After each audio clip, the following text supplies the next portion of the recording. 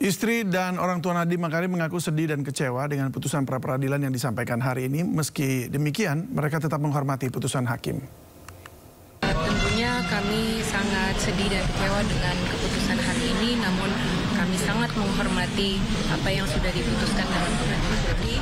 Tentunya saya, keluarga Mas Nadiem dan tim hukum hanya akan selalu melakukan dan mencari jalan melalui koridor hukum yang sudah diatur oleh undang-undang.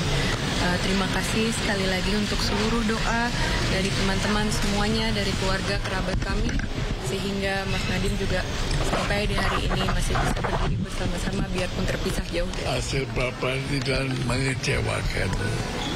Itu logis bahwa kita sedih. Nah, sekarang yang penting selanjutnya apa? Selanjutnya kita akan berjuang terus.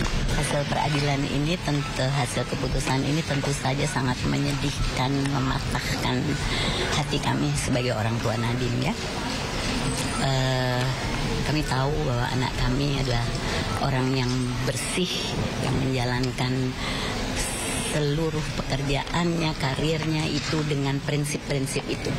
Seperti yang udah pernah saya katakan, dengan prinsip-prinsip moral dan kejujuran dan kebaikan yang teguh untuk nusa dan Dugaan korupsi yang menjerat Nadiem Makarim bermula usai rangkaian pemeriksaan yang dilakukan Kejaksaan Agung. Kerugian atas kasus tersebut ditaksir menembus 2 triliun rupiah.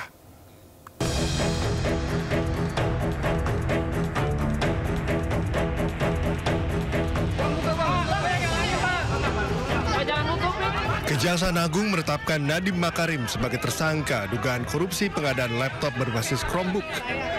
Mantan Mendikbudristek ini langsung ditahan selama 20 hari ke depan. Nadiem ditetapkan sebagai tersangka usai menjalani pemeriksaan selama 9 jam.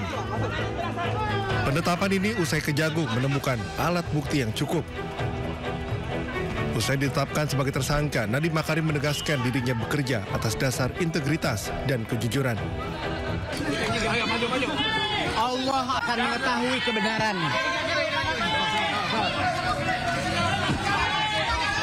Bagi saya, seumur hidup saya, integritas nomor 1. Kejujuran adalah nomor 1. Allah akan melindungi saya. Mas Menteri, insya Allah. Pada hari ini kembali menetapkan 1 orang tersangka dengan inisial NAM selaku Menteri Pendidikan, Kebudayaan, Riset, dan Teknologi Republik Indonesia periode tahun 2019 akan dilakukan penahanan di rutan selama 20 hari ke depan sejak hari ini tanggal 4 September 2025 bertempat di Rutan Salemba Cabang Kejaksaan Negeri Jakarta Selatan. Nadiem langsung ditahan di Rutan Salemba Cabang Kejaksaan Negeri Jakarta Selatan selama 20 hari ke depan. Menurut Kejagung, kerugian negara ditaksir mencapai hampir 2 triliun rupiah. Dari Jakarta, tim Liputan iNews melaporkan. Tidak hanya terseret dalam kasus dugaan korupsi pengadaan laptop Chromebook yang disidik Kejaksaan Agung, mantan Mendikbudristek Nadiem Makarim juga menjadi saksi terkait kasus pengadaan Google Cloud yang diselidiki KPK.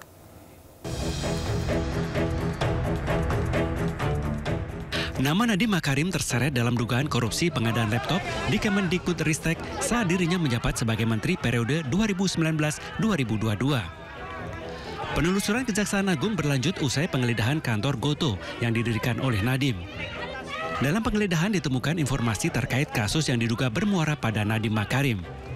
Jejak Nadiem dalam kasus ini sebelumnya tercium sejak Kejaksaan Agung memeriksa 3 orang mantan staf khususnya, yakni Fiona Handayani, Ibrahim Arif, dan Juristan. Kerugian negara akibat kasus pengadaan laptop ini mencapai 9,9 triliun rupiah. Dalam kasus dugaan korupsi pengadaan laptop yang disidik Kejaksaan Agung, Nadiem Makarim juga menjadi saksi terkait pengadaan Google Cloud di Kemendikbudristek yang diselidik KPK.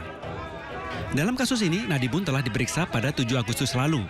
Juru bicara KPK Budi Prasetyo menyebut kasus terjadi saat COVID-19 lalu. Dari Jakarta, tim Liputan iNews melaporkan. Ya, dan pemirsa, Hakim Tunggal Pengadilan Negeri Jakarta Selatan menolak pra-peradilan yang diajukan mantan Mendikbudristek Nadiem Makarim, dan dengan demikian status tersangka Nadiem tetap sah. 1. Menolak permohonan pra-peradilan pemohon. 2. Membebankan kepada pemohon untuk membayar biaya perkara sejumlah nihil. Hakim menyatakan penyidikan dan penahanan yang dilakukan Kejagung terhadap Nadiem sudah sesuai prosedur. Dengan putusan ini, penyidikan kasus dugaan korupsi pengadaan laptop Chromebook dengan tersangka Nadiem Makarim tetap dilanjutkan.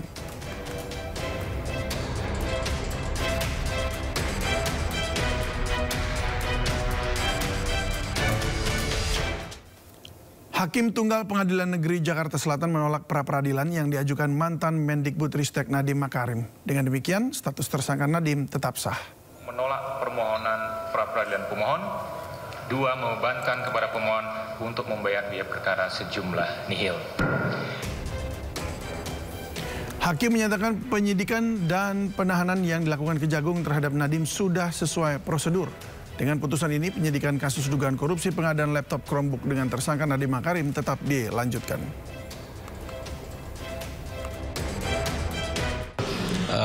Proses peradilan ini baru membuktikan administrasi daripada penetapan tersangka, sebagaimana tadi juga sudah ditetapkan. Nah, dengan demikian maka kami sebagai penasihat hukum Pak Nadiem akan mempersiapkan ya alat-alat bukti yang tentunya akan memberikan pembuktian secara substansial nantinya di dalam pemeriksaan pokok perkara. Nah, kami juga akan menggunakan tindakan-tindakan hukum yang dimungkinkan oleh undang-undang jika memang di dalam rapat penasihat hukum nanti kita menemukan adanya hak-hak konstitusional dari Pak Nadiem yang belum terpenuhi. Nah, tentunya kami akan tetap mengikuti prosedur hukum yang ada di dalam membela hak konstitusional daripada Pak Nadiem, khususnya berkaitan dengan kerugian negara, perhitungan kerugian negara, karena sampai saat selesainya proses pra-peradilan belum dimajukan hasil perhitungan kerugian negara sebagai bukti permulaan di dalam penetapan.